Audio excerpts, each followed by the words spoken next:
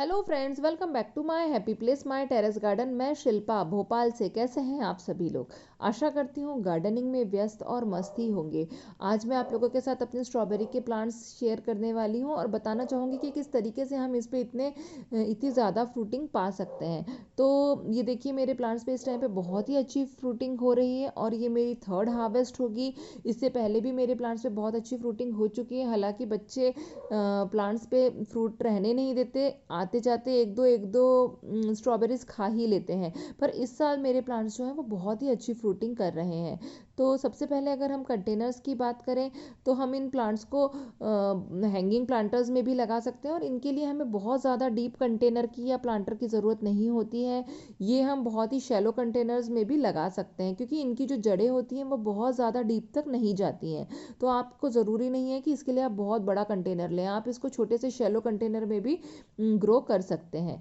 और ये, अगर आप इनको सीड से जर्मिनेट करना चाहें तो आप इन्हें नवंबर में इनकी सीड्स डाल सकते हैं।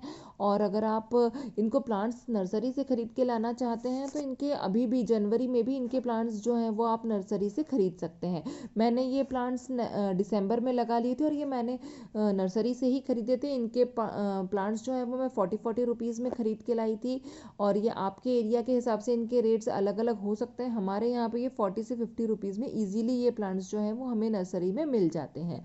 तो अगर हम इनकी पॉटिंग मिक्स की बात करें तो इसके लिए मैंने जब ये प्लांट्स लगाए थे तब मैंने एक पार्ट गार्डन सॉइल लिया था, एक पार्ट कोकोपीट लिया था और एक पार्ट मैंने वर्मी कंपोस्ट लिया था। वर्मी कंपोस्ट का हालांकि मैंने रेशियो थोड़ा सा ज़्यादा रखा था क्योंकि ये फ्रूटिंग प्लांट्स हैं, हैवी फ्रूटिंग प्लांट्स हैं, तो इनमें न्यूट्रिशन की भी ज़्यादा ज़रूरत होती है। तो मैंने इसमें थोड़ा वर्मी कंपोस्ट का जो पोर्शन था, रेशियो था, वो मैंने थोड़ा ज़्यादा रख लिया था।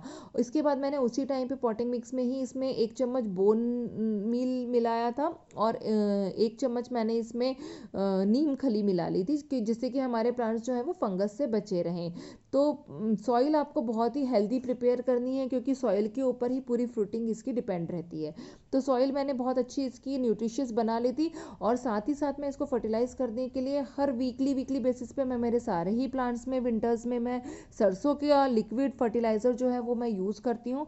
तो इन पे भी मैं सरसों का लिक्विड फर्टिलाइज़र ही अप्लाई करती हूँ। कभी बनाना पील फर्टिलाइज़र अगर मैं डालती हूँ अपने प्लांट्स में तो वही मैं इनमें भी अप्लाई करती हूँ। तो आप वीकली बेसिस पे ना सही, आप इन्हें 10 से 15 दिन में एक बार तो भी आप इन्हें लिक्विड फर्टिलाइज़र अगर देंगे तो लिक्विड फर्टिलाइज़र जो होता है वो सॉइल बहुत जल्दी अब्जॉर्ब करता है और उससे हमारे फ्रूटिंग पे बहुत असर होता है। तो आप इस पे सरसों खली भी आप इसमें ज़रूर आप इसमें लिक्विड फर्टिलाइज़र अपने प्लांट्स को देते रहिए।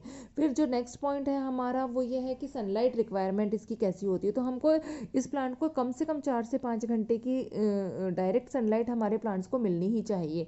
अगर आपके प्लांट को दिन भर की भी सनलाइट मिलती है तो वो आपके प्लांट के लिए बहुत ही अच्छी है और सनलाइट से आपके प्लांट्स जो है वो बहुत अच्छी फ्रूटिंग करेंगे। जो सबसे मेन पॉइंट होता है इस प्लांट का वो ये होता है कि इन्हें मल्चिंग करना बहुत ज़्यादा ज़रूरी होता है क्योंकि अगर इसके प्लांट्स जो डायरेक्ट सॉइल से अगर कांटेक्ट में आते हैं सॉइल के तो ये इनमें फंगस का अटैक होने की बहुत ज़्यादा गुंजाइश होती है। तो आप किसी भी चीज़ से चाहे आप आपके प्लांट्स को मल्च करिए लेकिन आपके प्लांट्स में आपको मल्चिंग करना बहुत ज़्यादा ज़रूरी है।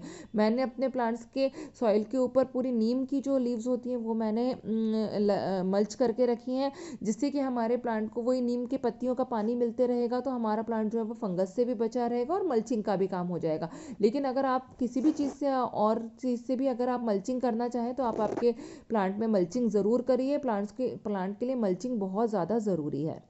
फिर जो सबसे मेन पॉइंट है इसके लिए वो वाटरिंग का है। जब भी आप प्लांट को वाटरिंग करें तो आप इसका जो क्राउन एरिया है वो वाटर के कांटेक्ट में आने से बचाएं। आप इसकी सॉइल में पानी डालिए। इसका जो क्राउन एरिया होता है वो आप सॉइल के ऊपर रखिए। आपका जो क्राउन एरिया है वो सॉइल के अंदर नहीं होना चाहिए और उसके ऊपर आप वाटरिंग करने से भी बचें। अगर आप आपके क्राउन एरिया में वाटरिंग करते हैं तो आपका प्लांट जो है वो बहुत जल्दी फंगस का अटैक उस पर हो सकता है और बहुत जल्दी प्लांट जो है वो मर जाता है। तो आप प्लांट में जब भी प्लांट पानी दें तब आप डायरेक्ट सॉइल में दें। आप प्लांट के ऊपर शावरिंग भी ना करें और क्राउन के ऊपर आप बिल्कुल भी पानी ना डालें। ये सबसे मेन टिप है। एक तो सबसे मेन टिप है इसके लिए मल्चिंग की और दूसरा जो सबसे मेन पॉइंट है वो वाटरिंग का है। अगर आप इन छोटी छोटी बातों का ध्यान रखते हैं तो आपका प्लांट जो है वो भरपूर आपको फ्रूटिंग देगा। अगर आप केमिकल फर्टिलाइजर्स यूज़ करते हैं तो आप इसमें 4 से 6 दाने DAP के भी डाल सकते हैं। मैं इसमें सिर्फ ऑर्गेनिक ही यूज़ करती हूँ क्योंकि ये खाने की चीज़ है। हमारे फ्रूटिंग फ्रूटिंग प्लांट है, तो मैं इसमें कुछ भी केमिकल यूज़ नहीं करती हूँ। तो अगर आप चाहें तो आप इसमें डीएपी का भी यूज़ आप कर सकते हैं। तो बस यही कुछ बातें हैं जिससे कि आपके प्लांट को बहुत ही अच्छी आपका प्लांट जो, और आप इनको अगले साल के लिए भी ये प्लांट सेव हो जाते हैं। ये प्लांट 2 से 3 साल हमारे गार्डन में अच्छे से बने रहते हैं और बहुत अच्छी फ्रूटिंग करते हैं। इनमें से ही सकर्स निकलते हैं, रनर्स निकलते हैं, सॉरी सकर्स नहीं रनर्स निकलते हैं। तो आप उन रनर्स को ही मिट्टी में दबा के उनके और भी नए प्लांट्स आप इससे बना सकते हैं। तो उम्मीद करती हूँ कि आपको सभी पॉइंट्स जो हैं वो मेरे क्लियर हो गए होंगे। ये देखिए फ्रेंड्स, मेरे गार्डन में मैंने आप लोगों के साथ शेयर किया था कि बीज ने हाइव बना लिया था।